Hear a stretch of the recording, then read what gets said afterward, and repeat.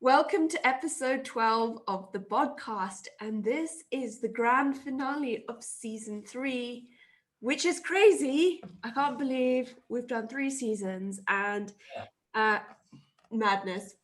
And it's been such a great season. We've had some wonderful speakers, both local and international. This is our first season with international speakers, and we had some great ones. Andy stalked us some wonderful guests. Like he said in one of his Instagram stories, we all have our jobs, and his is to stalk people until they come onto the podcast. We have a list for next season already. So. Yeah. So if you ever have, and Andy is persistent, he'll get you from every platform. Yeah. So today we're going to do a recap of the episodes, and then we'll answer a couple of questions at the end, and then throw out some ideas for our next season.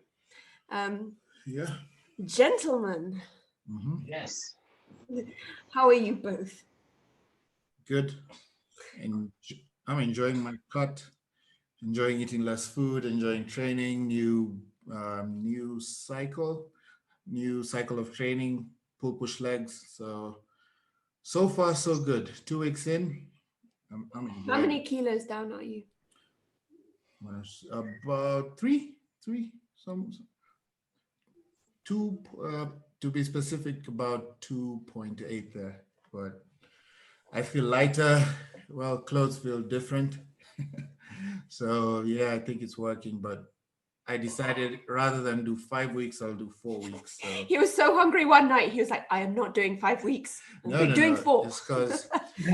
It's because we have like a planned trip. So rather than go on a trip and not enjoy, I decided that week I'll just. Oh yeah, that fits perfectly. Yeah, that fits very well. Because I don't like being on a plan and then having to try and like you're with friends or family and in your head you're just thinking, oh, macros. So yeah, you would have had to have done a mini diet break. Yeah, so I decided 4 weeks is good. Go rest, relax, and then back and get macros up slowly again, back to maintenance. Yeah, you come back. Well, the thing is, you'll get a bit of extra calories when you're relaxing. Yeah. And I'm sure you'll hit your protein levels. Yeah. So, I think it's a good idea. I generally think sometimes things like that is a good time to have more deload and start upping calories. Then you can start a new session fresh. So have a break, have some extra food. Yeah, because we'll keep the steps in, so that's good. At least that we'll be able to move around. So other than that, it's a perfect 4 weeks. So it's perfect for November. I'm really enjoying eating less. Like I get hungry, I whine sometimes, but I have to keep clear on her toes unless I know. Well, I've been diet breaking, so I've been eating a lot, so it's been great. But back into deficit next week.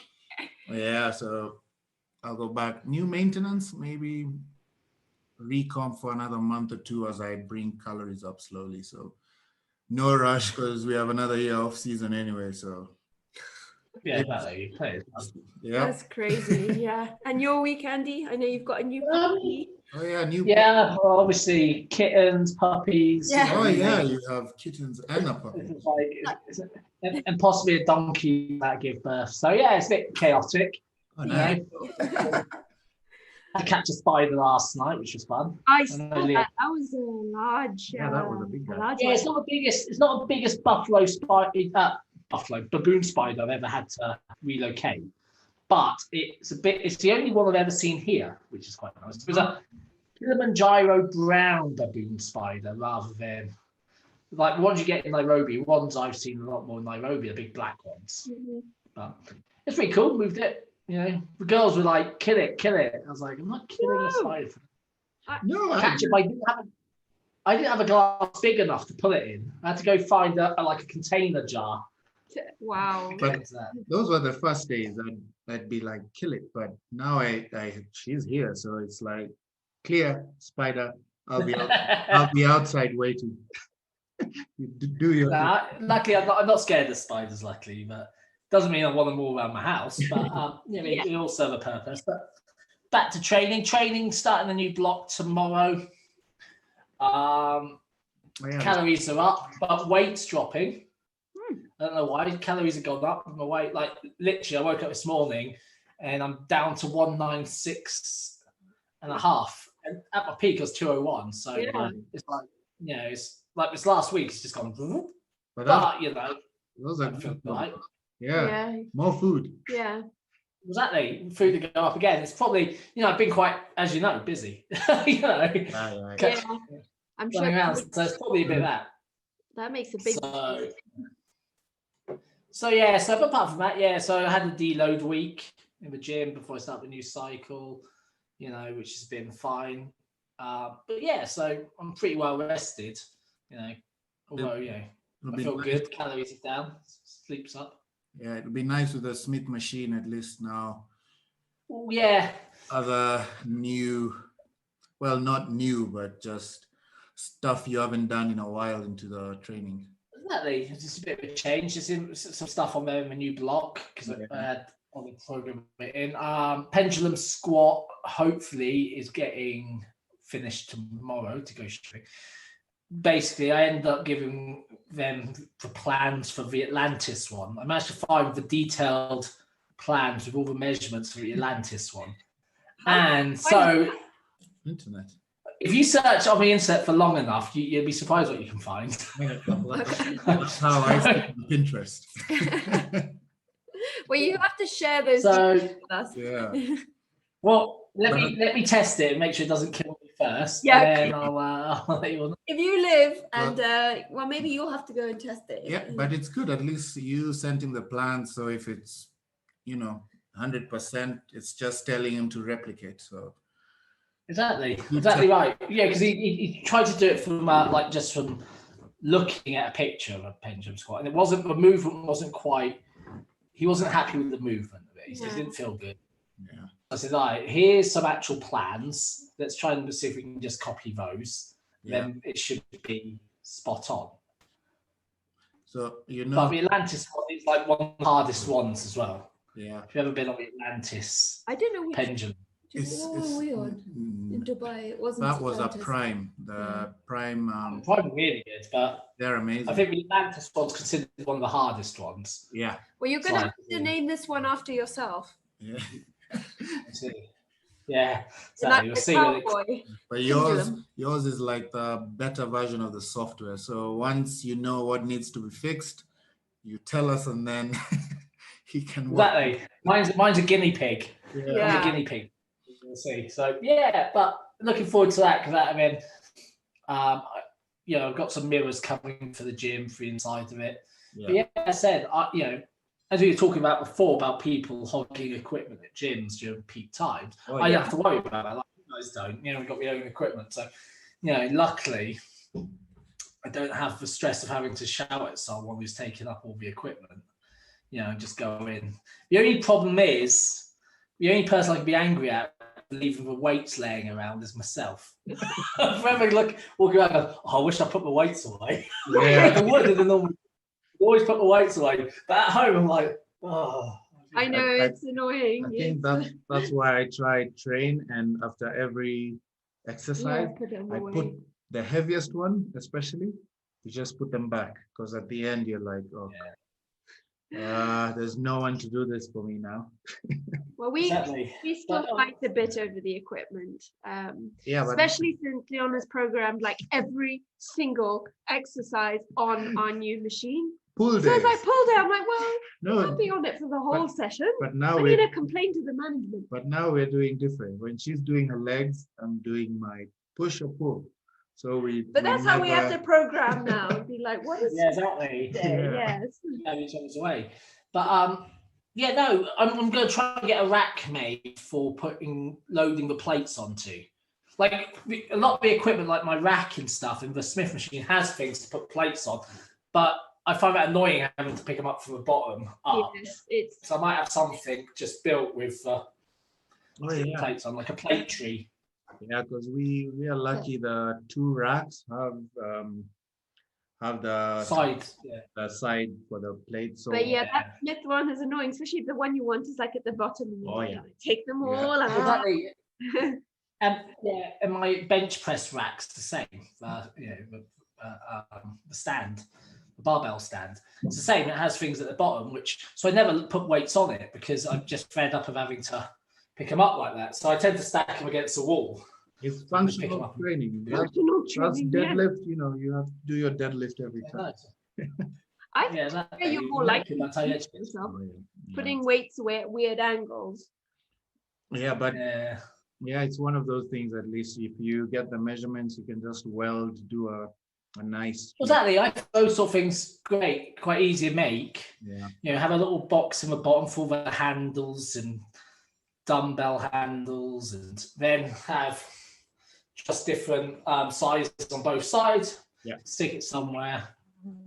Easy access. Yeah, because we're doing same thing, almost a small just storage area for the kettlebells, the belts, just stuff that takes up space we could use for something else.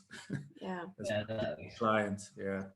Okay, well, let's go through the episodes. Episode 1 was a general intro, and we talked about the flaws in the fitness industry and sort of fat loss transformations and how people would sell their products based on that. And it's interesting on that. The trends with COVID sort of switched around a little bit. The new trend is buy my home training program and look better during lockdown.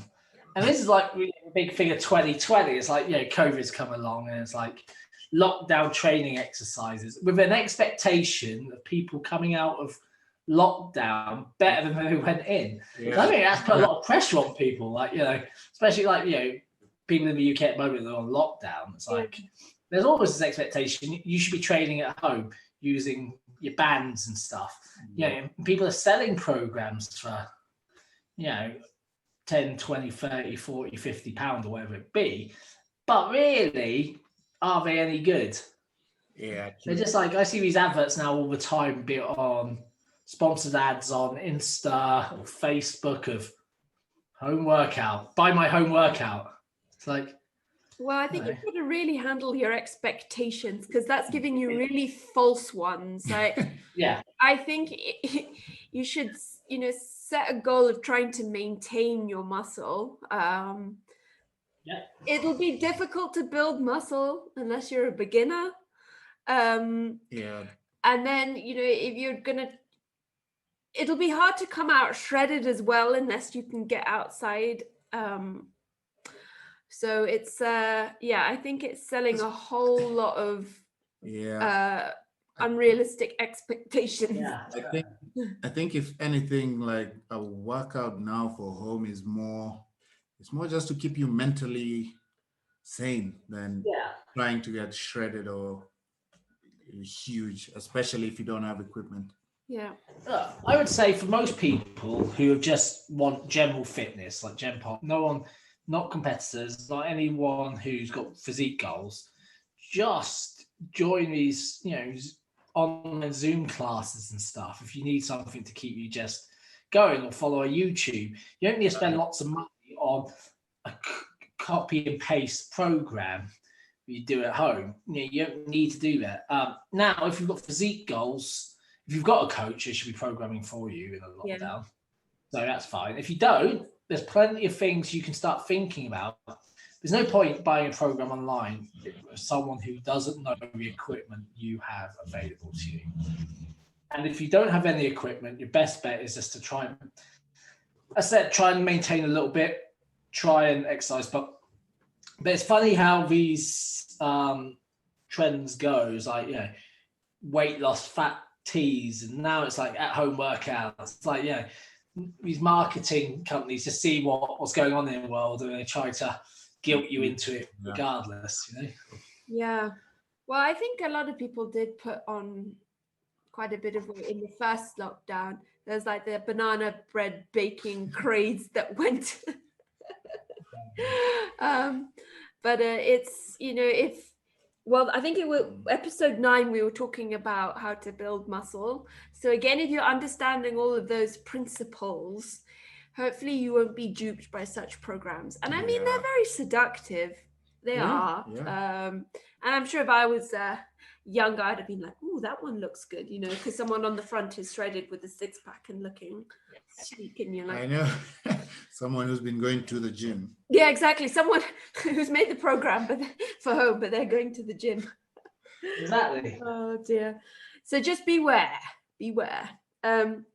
Episode 2, we were talking about fascia, mobility, and flexibility with Olivia, and that was a really eye-opening episode. Yeah. I mean, fascia is a relatively, little understood topic. And it was just interesting to listen about the history of fascia. I mean, how we've still got such a long way to go to understand it, but it's incredible. I can't remember the figures, but you know, it's faster than the nervous system sort of responses. So that's a good episode to listen to, and she does go into the difference between mobility and flexibility, and how to include those into your routine and training. So yeah, I always think that's a great one to be doing during lockdown. Work on your mobility and work on your mobility, work on form, flexibility, just the basic stuff, I guess. The basic stuff everyone doesn't enjoy because it's too boring, or you wait until you get injured, then you start doing it. Well, I have been neglecting my stretching, and I have noticed, and I do find when I do deload weeks, when I don't train, I get so stiff. And I think, you know, there's this assumption that if you do weight training, you become really stiff. But that is not true, because if you are training with full range of motion, you are, you're actually going to improve. Yeah, because you're putting the muscle at full stretch. Yeah, at full stretch. So, 100%. And so I do notice when I don't train, I get stiffer, which just, for me, it shows that when I train, I'm just moving more and getting deeper into range of motion. So I have to, but stretching, it does help. And I have been bad at just leaving the gym and being like, stretch later. Yeah, it's one of those things that just feels good. Like when you hold a stretch position and it gets that sore muscle, and you're like, yep, I'll sit here for 2 minutes. Oops. Sorry. I just spilled juice everywhere. Then episode 3, we talked with Kamal El Gargni, and we were so excited when Andy said that he'd agreed to come on. And what a nice man. And he's coming on again. We need to go. Yeah. Yeah, it's exciting, and you can see how he's looking now. He's like even better, you know, a guy who's been around for a long time, and his physique's looking better than ever at the moment. Yeah, like the older he gets, the better he looks. Because he is 50, right? Is it this year he was 50? 48. He's going to be 48. 49 by time of the Olympia, I think. Yeah. And his is such an inspiring story. I mean, he came from like nowhere, and like he left his family in Libya, and you know, they were kind of pressuring him to join the family business, but he said no. You know, he had this vision that he wanted, and he didn't take any of the family money to do that. He was sleeping in wasn't it like a construction site? Yeah, hotel construction site. Yeah. And I mean, to get to where he is now, it wasn't easy. He had a lot of trouble with the various federations. And you know, even if you are not into bodybuilding, it is such an incredible story. And it just shows if you want something badly enough, you can make it happen. And he's and so he is big into giving back, which is why he does a lot of podcasts, which is so nice. And we were trying to encourage him to come and do some wholesome competitions here. Yeah, it's good. He said we have to talk about it, so you never know. Talk to him after the Olympia. Yeah, because he said we get him after the Olympia to do another episode. So luckily now we have a YouTube page, so we'll record it. So that'll be good.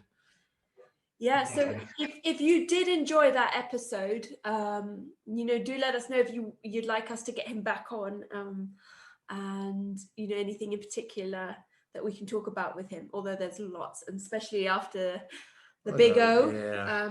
Actually, what date is that? It's in December this time. I know it's December, but Fifth. Yeah. I think 5th is the Iron Classic, isn't it? No, that's it. It may be the 12th. I can't. It's like the second week somewhere there. Yeah, so that could be the second week. Yeah. Yeah. So for any young athlete or bodybuilder, who you think you're going through hardships, such a great listen. And also to show that, the wonderful thing about bodybuilding, you don't need to be young. You just get better with age. Yeah. Consistent. It's a slow game. That's why it's a long game. Bodybuilding. It takes time to build muscle, and you look at sort of like be him or Dexter Jackson, and they've got better to a certain extent. Up until like Dexter's in his 50s, and he still looks amazing. Yeah. He's as big as he's ever been. Yeah, anyone who's done it in a healthy way, they're enjoying it as they get older for sure. Exactly. And episode 4, we talked all about social media and body image with our good friend Amar, who is a DJ here, and Maura Campbell, who's been on the podcast before. She's an online coach, PT, and bikini competitor. And that's just it's a monster topic.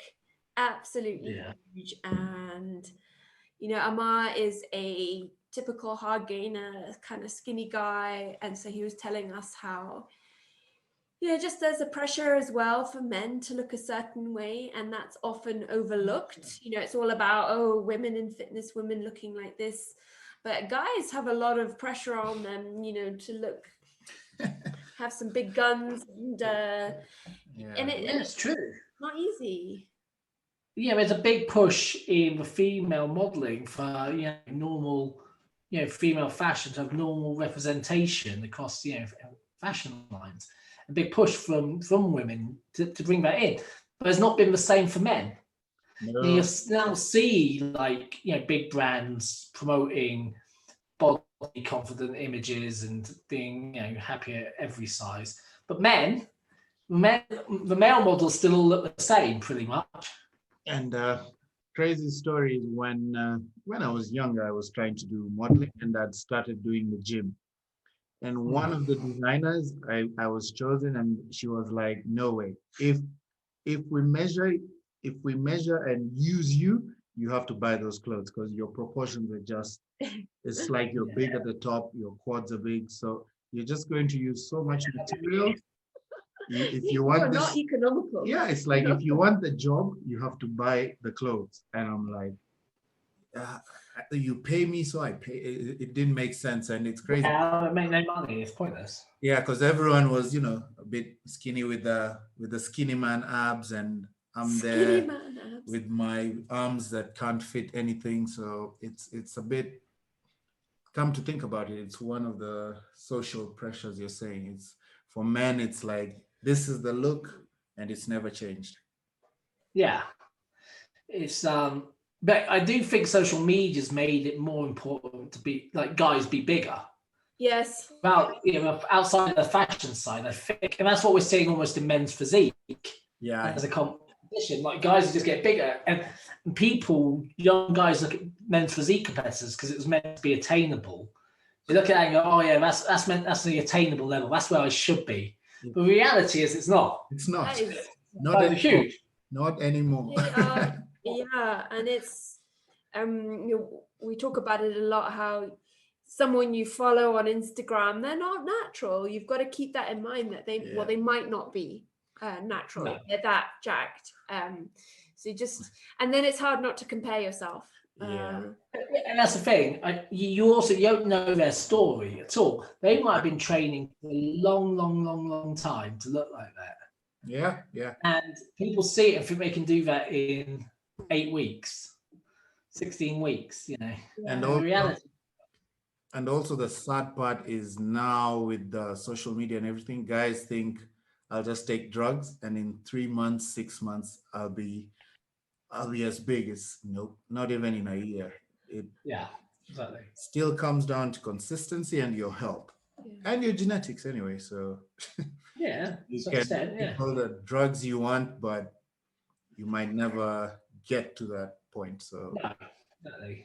so certain pressures are just it's not even safe for your mental health also. So I guess it's one thing maybe we can talk about it every season, to be honest, because mental health seems to be a really big thing when it comes to the fitness industry, especially. Well, it's huge, and to be successful in fitness, it's kind of you have to look a certain way, and so to try and break that mold is quite hard. It is.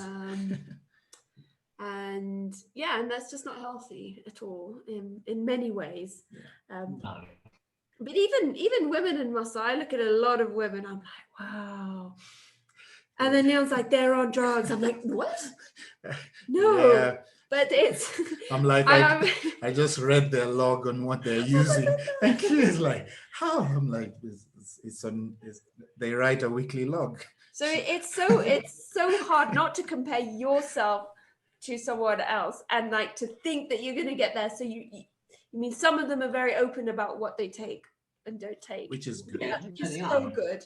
So you can be like, okay, well, that's how they got there. And then in a way they have advice, because they tell you how they started, number of years, and it's a smart approach. You just don't go shuffling down drugs and not training hard and expecting results.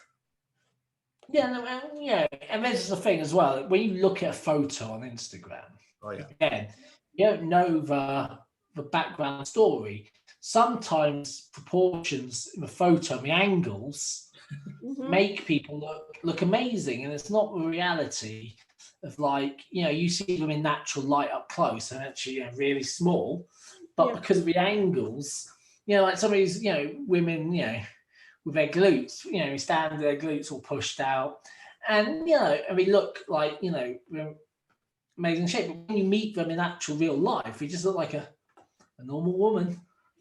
They're not like super wellness, and that's the thing. Women are looking at photos, not even necessarily Photoshop, but just well posed, and thinking that is what I want to look like. Why don't I look like that? And there's several things: posing, clothing. It could be anything. There's so many factors that go into that. Yeah, because I think I was telling Clea, there's like when I'm doing certain like progress pictures, there's certain stringers I'll wear because I know they'll give me a certain shape. And when I don't have them, I'm like, nah, there's no use to take a photo because I know the ones and the angles to play around with. So it's bodybuilding. It's all about the illusion. You have to be smart with it. Yeah, but just as long as people looking at social media are aware, there's a lot that goes on.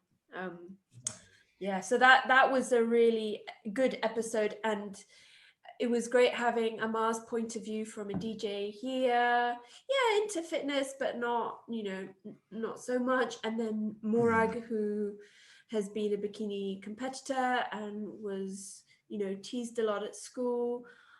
So it was a really interesting episode, and I think that all stemmed from the Gymshark picture that was posted. Oh yeah. That of episode. that girl who's Yeah.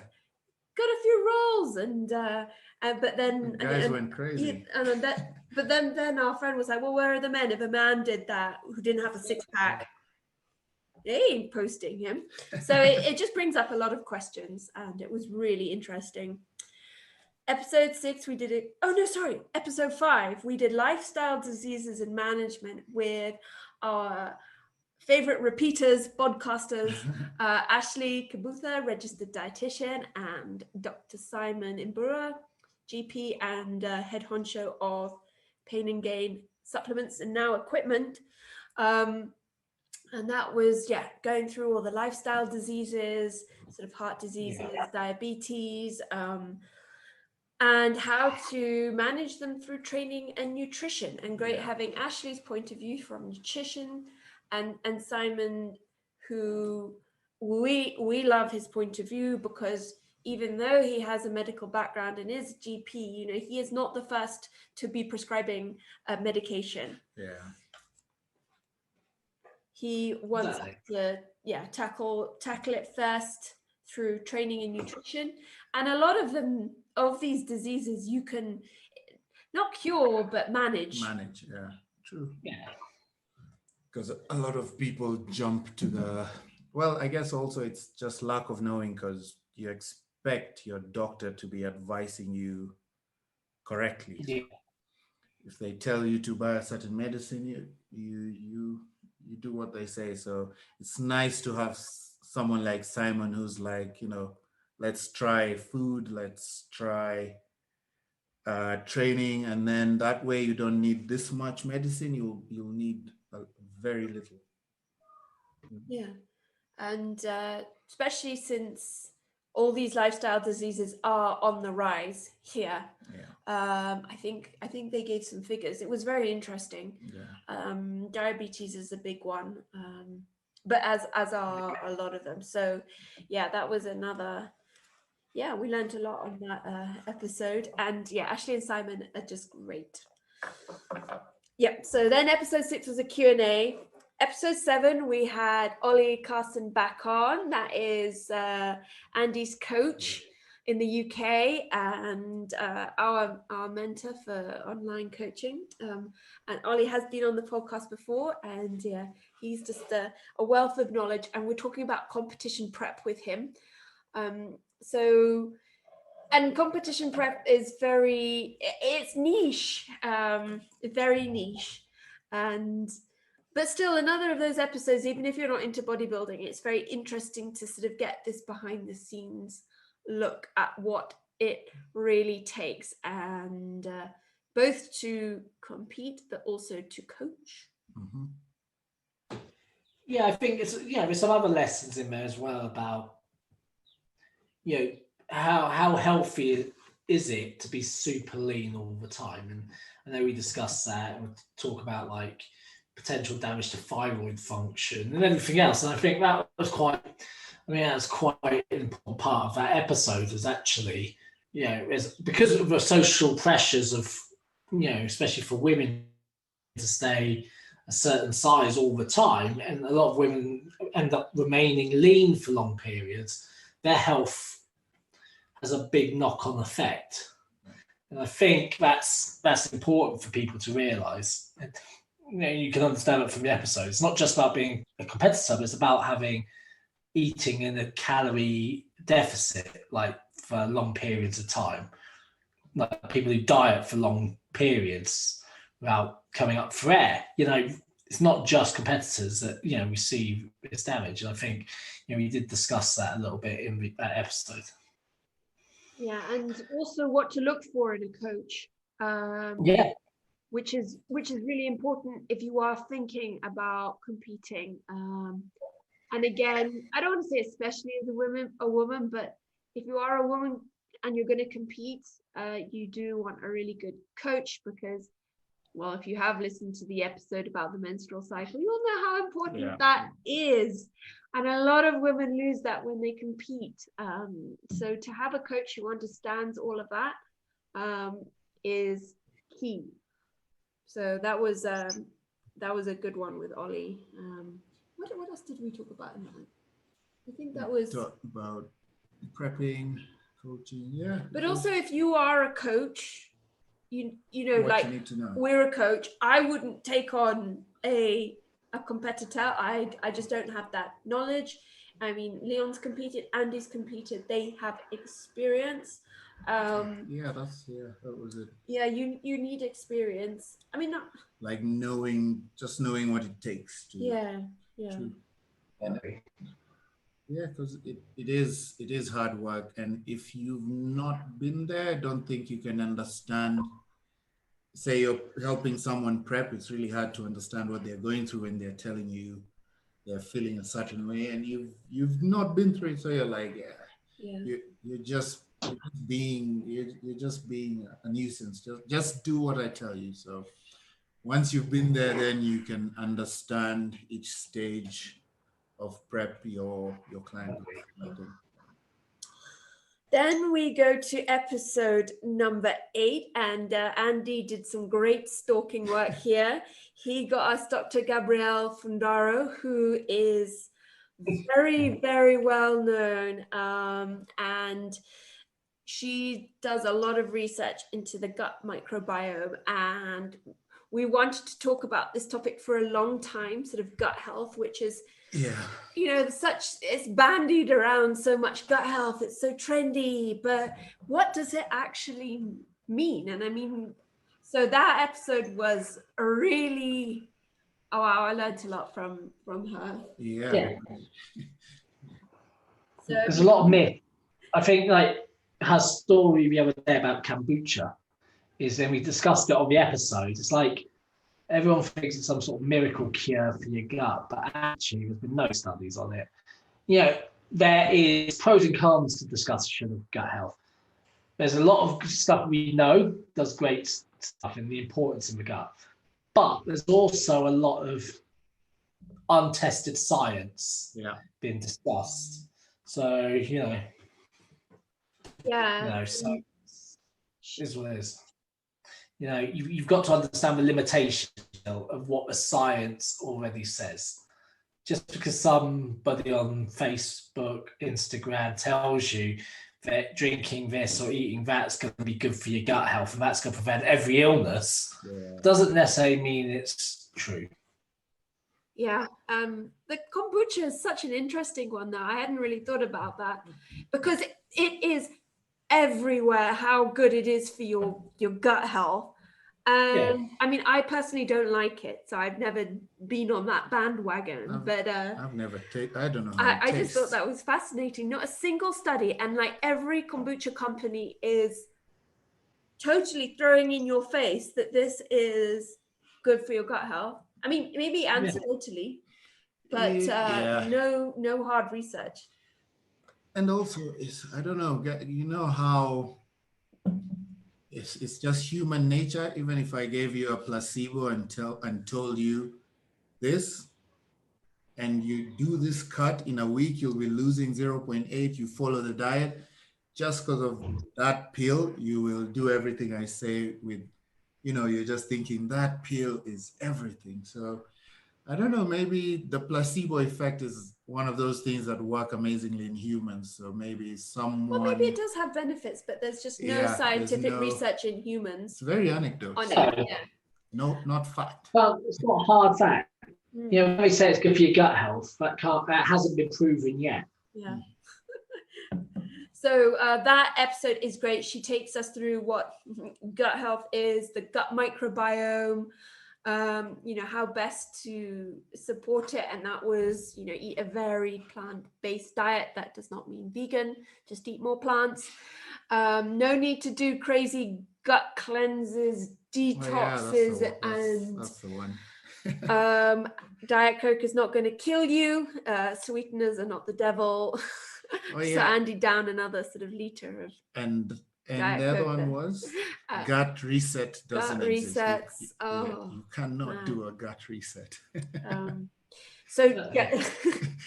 Flush out your system. So go there if you need some myth busting. And I mean, we'd also love to have Dr. Gabrielle back on again, because we didn't really get into the link of gut health with like the gut health brain, gut-brain connection, and your immune system and all of that. So yeah, there was still I a know we'd lot. love to talk to her again. There was still a she was lot to just cover. such a lovely person. I think she's still finishing up her book. Yeah, I think, as we go, it seems like we're getting episodes for next season. So yeah. there's Kamal, there's Dr. Gabrielle, yeah. So again, like if you listen to that episode and there's things that we didn't cover, let us know and we'll try and get her back on again. Because I did talk to her yesterday and she was just I think about to finish her book. So maybe next year she can come back on, because that is another huge topic. And I think she was doing a study in like resistance training. So there was all this new stuff coming out. So interesting. The effects of resistance training on your gut. Yeah. That's a good one. Yeah. So hopefully we will get her back. Then we go to episode 9, how to build a muscle, because there's just so much stuff out on the internet, and so many YouTube videos on how to build muscle, lose fat, and again, it's a lot about expectations. So we just take you through the basics. Season 2, we did cover that in much more detail, but this is going through that again, and so basics of hypertrophy programming, and just be realistic. Again, if you're natural, muscle building is a long, slow process. Yeah. Patience is key for those who want to build muscle. Be patient. Yeah, it's pretty much a lifestyle, because I think guys get, I want this in a year, and then it's like not even a year, 3 months, 5 months. Yeah, and it's like after, and then what? You stop training, or so just remember, make it a lifestyle and you'll enjoy it. Yeah, I'm just going to tie this into episode 11, which was where we talk, this was last week, we were just talking about our training and nutrition. And I hope the takeaway that people got was that we have planned a year minimum in advance, 2 years, how we cycle it. Like there's maintenance, there's cut phases, there's bulking phases, because that's the most efficient way if you have a physique goal. So we talk through our various programs. We're all doing very different things, as you probably know. Leon is mini cutting, Andy's in a long bulk, I am in a long cut, and how we implement different strategies like the mini cuts, diet breaks, things like that. But just to show that this, this cycle can be a year. Andy and Leon are planning shows in 2022. So, and if you do have a goal like that, you need to start thinking long term and programming your training and nutrition to be in line with that, as unrealistic goals of building 5 kilos of muscle and losing 10 kilos of fat in 3 months. 3 months it's just not going to happen. And recomposition, yes, it does exist. But it's not the most efficient or optimal way to reach a goal. Well, it depends what your goal is. Yeah, it'll just take so long. I mean, it's recomp. A lot of like bodybuilders don't really recomp because it takes long. Like compared it can take to 6 months to a year. Yeah, but compared to bulk, then cut, then bulk, the recomp is it's a slow process. I mean, it's for some people, it's it's good. And it fits in with their goals, but I think it brings a lot of unrealistic expectations when people see recomp. I think recomps are best for most people if you don't have a specific time scale. Purely because if you've got, if you're just changing your lifestyle, recomp over a period of time. If though you've got a set time scale, recomping may take a little bit longer, but also depends on your start point. Mm-hmm. If you're someone who's already got a decent amount of muscle, but just a little bit of excess body fat, recomping is ideal because you want to maintain that muscle while just bringing down the body fat. And if it's not, and you've got time on your side, the best way to do that is just to do a slow recomp, because then you're not going to lose muscle mass. However, if you are someone who's got a lot of body fat and not a lot of muscle, you've got to choose one side or the other. Lose body fat, then build some muscle, and then keep going on a longer cycle. Exactly. Yeah, I think people just need to learn, like, building muscle training. It's not a curve that just goes up and continues going up. It's up, bit lower, up. Like, it's not linear. It takes time, and you have to really understand. And then for different individuals, it'll just be a different process and journey. Yeah. Okay, then we go to episode 10, and again, Andy outdid himself. We've wanted someone to talk about the menstrual cycle for a long time, and it was very hard. Someone who understands. Someone who, well, preferably a woman. Yeah. And we got Victoria Felkar, and she is just, I mean, her knowledge is incredible. She's been in this field for a long, long time. She's doing her PhD in it as well. And she's very well known for, all about women's health, hormones, and steroids. And we will definitely get her back, because we literally scratched the surface of this one. We talked about the menstrual cycle in depth. And well, things I didn't know, and I thought I knew quite a lot about it, but it was so interesting. Yeah. I mean, what is a normal cycle? And because it's quite, I don't want to say trendy, but everyone's like, match your cycle to your training. Oh, yeah. And it's actually very hard to do that, because every woman is so different. Yeah. And I think, and it was one of those episodes where there's so much to take away. As we discussed then, we probably going to need to do another episode at some point. We're going to talk for hours. Yeah. But, I think it's hard for everyone to understand the individuality of women's cycles. I think, because we're taught to believe it, it's almost the same for all women, but actually it's very individualistic. And this is why, if you work with a coach, to try and stay with the same coach for as long as possible, because that's something you'll need to sort of almost factor in over a period of time. Learn what's a healthy cycle. And then you'll know as well when you're off kilter. If your cycle starts getting affected, you'll know there needs to be something to change. So, it's just so much info in that episode. It's, super interesting. Mm-hmm. And, for men as well, must listen to. Yeah. And especially if you are a coach, listen to that episode. And she was kind enough in that one to give us a link to her menstrual tracker.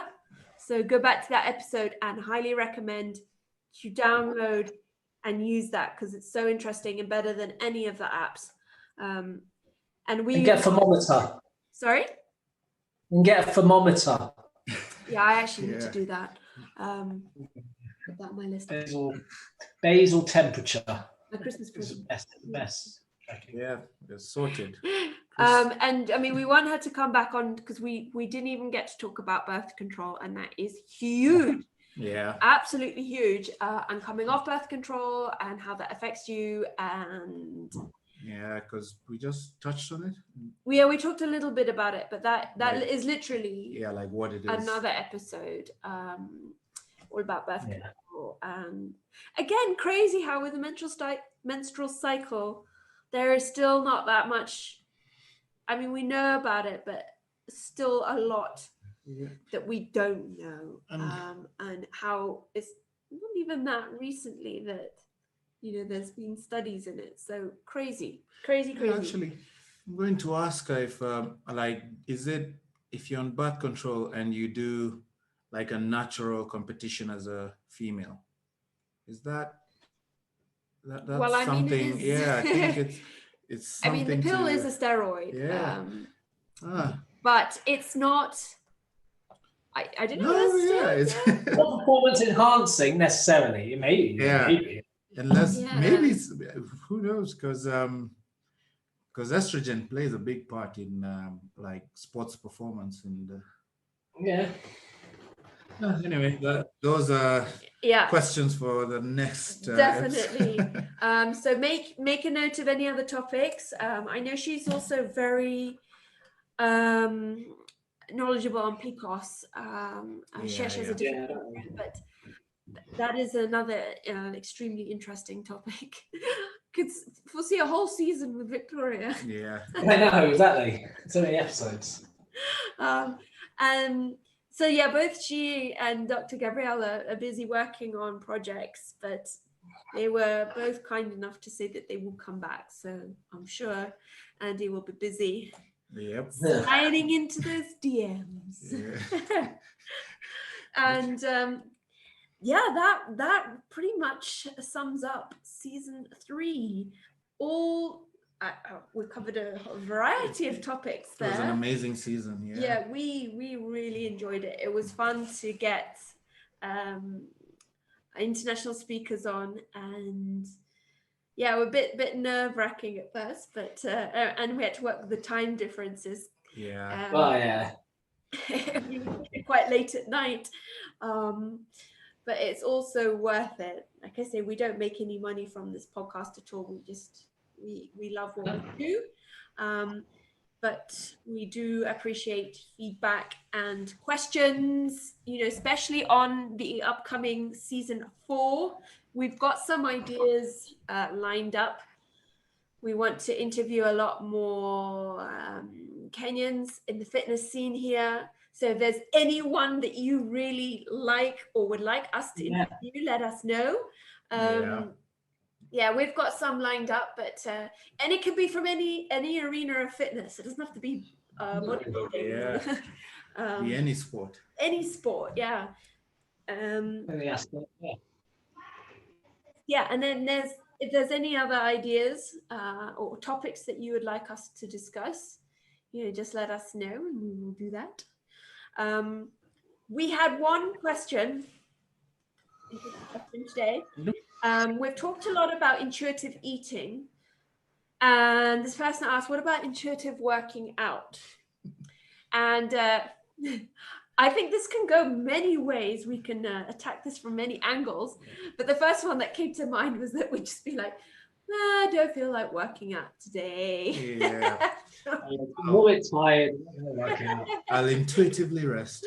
No, but that's good. Yes, that's what Andy was saying. Yeah. It's like, I feel like I need to intuitively rest today. No, it's when you do that every day, because every day you're tired. You're like, because I get to training next week. Yeah. No, but it's intuitive resting might be more beneficial though than you've got to learn to listen to your body and know when to take rest or to take extra rest. And I was saying, like, if you don't have a particular sort of physique goal or performance goal, then I would say intuitive working out is fine. Like, today I feel like swimming, you go swim. Today I feel like a bit of boxing, go box. Do what you enjoy, and I think that's where it will work. But if you've got a very specific goal, then intuitive working out won't work. No. And I mean, even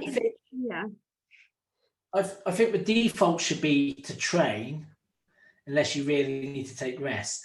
Now, so you should always be aim to train within reason, but then how you train, if you don't have a goal, you should be able to get your exercise any way you find enjoyable and do that. Yeah, I think that sums it up nicely. And also, what came to mind a little bit with intuitive working out was like you're doing a sort of a more traditional strength based workout, but no program, and you're just like, well, I feel like doing arms, or I feel like doing deadlifts. Yeah, they again, if you've got no specific goal, then yeah, go for it. But yeah, random workouts will not get you. No, yeah, it's hard to measure your progress as well when you're chopping and changing. Yeah.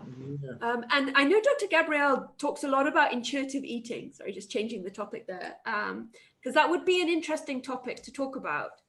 Because again, it is kind of trendy, but it's I think it's not what most people think it is. Yeah, exactly.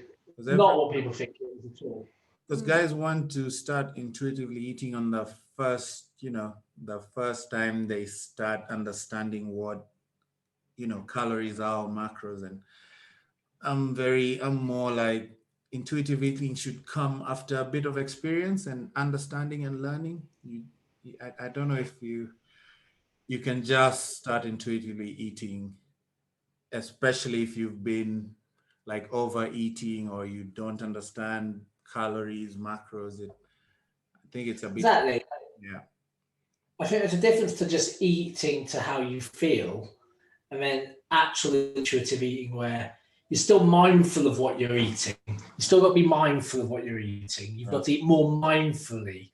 You can't just say, "Oh, today I'm going to intuitively eat a whole mega-sized pizza," Cake. because that's what I feel like. It's because you'll find you'll just overeat all the time. You've got to be mindful about what you're putting into your body still. And if you are mindful about what you're eating, you'll probably be able to self-regulate, especially if you've got, as Leon says, experience over time of what a portion looks like. Exactly. Yeah, I know what a portion looks like when I'm losing weight as when I'm putting it on. So in theory, I could probably make my food and look at what's in the bowl and go, yeah, I'm going to lose weight on that portion. And like Clea said, if your goal isn't physique and you just want to be healthy, you know how much rice you have on your plate, you know how much meat, your veggies, and you don't need to eat 10 meals a day. You will maintain healthy, just move more, and yeah. But do check out Dr. Gabrielle's page. She talks. She has some great info about that. And everything else. Yeah, all these wonderful people that we have spoken with, all their details are on our Instagram or in the podcast show notes. So do follow them. Like, we trust them. Hopefully you trust us. We trust them. Follow them. Their information is good. Yeah. It is scientifically backed as well. It's no woo-woo stuff, no promoting kombucha and things like that. We do choose our speakers. Andy does an amazing job there, and we've loved talking to all those people, and the ones here. It has been a great season, and I can't believe it's almost been a year of the podcast. Is it? I think we started maybe October somewhere. Yeah, it's past. We need to have an anniversary. Maybe we'll even do a giveaway. I know, yeah. Anyway. Yeah, because we started planning last year, October, I believe. We'll confirm, but I remember. Yeah, it'd be interesting to know how long we've been going. Anyone listening, if you fancy sponsoring us on the podcast, please do. Then we can get back even more things going on.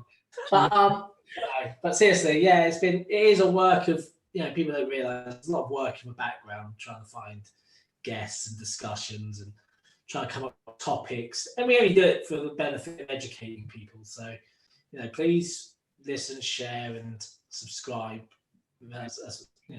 That's enough to help us. And stop DMing reviews. Go to the either YouTube, SoundCloud. Exactly. So true. Put them there. They really help push the show into like the iTunes, like I guess top Africa shows and podcasts. So the more reviews we get, the better we do in the fitness podcast arena in Africa and the world. Because we're the key is to educate everyone. So yeah, don't leave the reviews in the DM. Send them to the SoundCloud, Apple, or YouTube. Yeah, and that was another landmark. We're on YouTube now. Oh yeah, it took us. Yeah, so let us know if you enjoy seeing our lovely faces on YouTube. So it's been a season of many new things, and we've thoroughly enjoyed it. Please send us any ideas for season 4, people you'd like us to interview, and if we do get Kamal, Gabrielle, and Victoria back, any questions for them or any kind of topics you'd like them to discuss, send it through. And I think we will leave this episode here, and we'll catch you in season 4.